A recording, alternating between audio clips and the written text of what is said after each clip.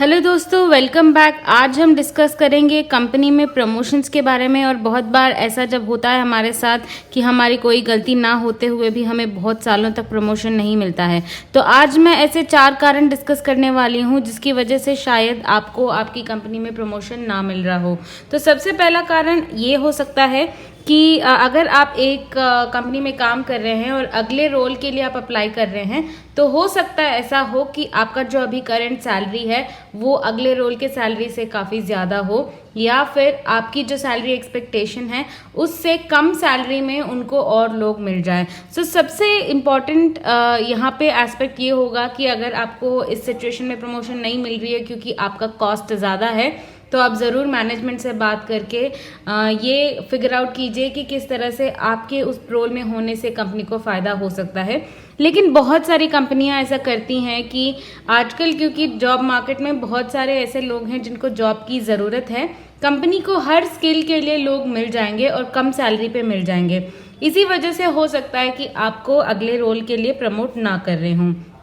दूसरा कारण ये हो सकता है कि बहुत सारी अच्छी कंपनीज में लोग एक रोल तक आ जाते हैं और उसके ऊपर नहीं जा पाते हैं क्योंकि या तो उनको इंटरेस्ट नहीं है या फिर उनका स्किल नहीं है। बहुत सारे ऐसे रीजंस होते हैं। यूजुअली हम पहले गवर्नमेंट ऑफिसेस में ऐसा देखते थे जहाँ पे लोग एक ही पोजीशन में 10, 15, 20, 30 साल तक काम करते थे। आजकल प्राइवेट ऑफिसेस में भी ऐसा हो रहा है कि एक बंदा एक रोल में चिपक के 20-30 साल उसी रोल में बैठे हुए हैं। तो उस पॉइंट पे ऐसा होता है कि अगर ये आपकी ऑर्गेनाइजेशन की हायरार्की है जहाँ पे मान लीजिए सबसे लोएस्ट लेवल पे 100 लोग हैं, आगे जाके नेक्स्ट लेवल पे मान लीजिए 50 लोग हैं, ये 10 हैं, ये 3 हैं और ये 1 हैं। अगर जो है यहाँ पे जो 3 लोग हैं वो तीनों ही लोग 10, 15, 20 साल से उसी रोल में अटके हुए हैं, वो ऊपर नहीं जा रहे, ना वो ऊपर जा रहे हैं ना वो बाहर जा रहे हैं, तो वो जो 3 रोल्स हैं वो कभी खाली नहीं होंगी। तो ये जो 10 लोग हैं ये इन 3 रोल्स में कभी नहीं जा पाएंगे और वहां से ऊपर कभी नहीं जा पाएंगे। तो जब या तो एक बंदा ऊपर जाएगा या बाहर जाएगा तभी एक रोल खुलता है। जहाँ पे भी जिस भी कंपनी में लोग बहुत सालों तक एक ही रोल में अटक जाते हैं, उनकी जो टीम है उसमें ग्रोथ का स्कोप काफ़ी कम होता है। तो आपकी गलती या आपके स्किल में कोई इशू ना होते हुए भी आपको ग्रोथ नहीं मिल सकती, क्योंकि आपके ऊपर वाले जो हैं वो उसी रोल में बैठे हुए हैं, वो खाली करेंगे तो आप वहाँ पे जाएंगे। तो ऐसा भी सिचुएशन बहुत कंपनीज में आजकल हम देख रहे हैं। बहुत सारी ऐसी रोल्स हैं जब कंपनी उस रोल को बनाती है तब उसका बहुत अच्छा ग्रोथ स्ट्रैटेजी वो सोच के रखते हैं कि इस रोल को या इस टीम को हम इस तरह से बढ़ाएंगे और उसका जो फाइनल स्टेट है वो इस तरह का होगा, या तो सीईओ होगा या सीटीओ होगा या फिर सप्लाई चेन हेड होगा, डायरेक्टर होगा, वीपी होगा, जो भी होगा। कंपनी इस रोल बनाते वक्त या टीम बनाते वक्त, एक नया बिजनेस बनाते वक्त सोचती है कि इस बिजनेस को हम अच्छे से ग्रो करेंगे। लेकिन जाते जाते अगर किसी ईयर में, किसी क्वार्टर में उस पर्टिकुलर डिवीजन में बिजनेस अच्छा ना हो, या एक 4-5 साल के गैप में उस पर्टिकुलर बिजनेस में या फंक्शन में ज़्यादा उनको बेनिफिट ना मिले, तो कुछ कुछ रोल्स को वो एक लेवल तक आके रोक देते हैं कि इस रोल के ऊपर इस टीम से कोई ऊपर नहीं जाएंगे, क्योंकि उनको उस टीम से इतना ज़्यादा बिजनेस बेनिफिट नहीं मिल रहा था जितना पहले मिलता था।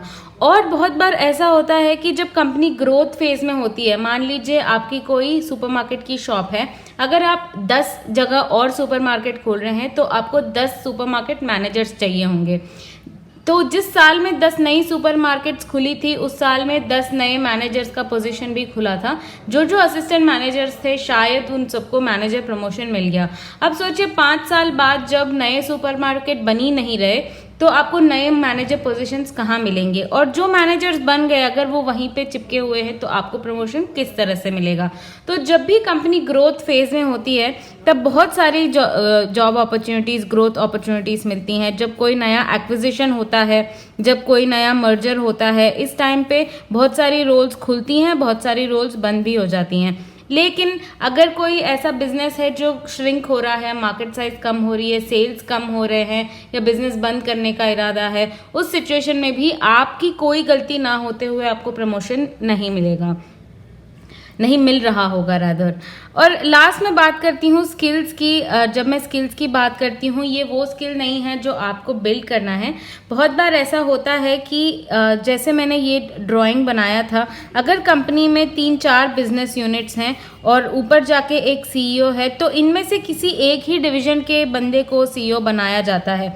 या फिर अगर यहाँ पे 15 बिजनेस यूनिट्स हैं, इनमें से कुछ ही बिजनेस यूनिट्स के बंदे जो हैं इन पोजीशंस पे जाते हैं, बाकी नहीं जाते। इसके अलग अलग कारण होते हैं। जो स्किल है इस पर्टिकुलर लेवल को हैंडल करने की, वो शायद कुछ ही डिविजन्स के लोगों को होती होगी। जैसे कि बहुत सारी कंपनीज प्रेफर करती हैं कि उनके लीडरशिप में सेल्स बैकग्राउंड से लोग आएँ, दूसरी कंपनीज प्रेफर करती हैं कि ऑपरेशंस बैकग्राउंड से लोग आएँ। तो वो जो है उस लेवल तक सिर्फ कुछ ही फंक्शंस या कुछ ही बिजनेसेस के लोगों को प्रेफर करते हैं। उस सिचुएशन में अगर आप कुछ ऐसे बिजनेस में हैं जहाँ पे उस टाइप की स्किल्स नहीं है जो कंपनी चाहती है उनकी टॉप मैनेजमेंट में हो सकता है आपको प्रमोशन ना मिल रही हो। तो ये मेरे हिसाब से ये 4 ऐसे कारण हैं जो आपकी गलती ना होते हुए भी आपको बहुत बार प्रमोशन नहीं मिलता है। तो इस सिचुएशन में आप उस एंगल को, उस एस्पेक्ट्स को आइडेंटिफाई कीजिए जिसकी वजह से प्रमोशन नहीं मिल रहा।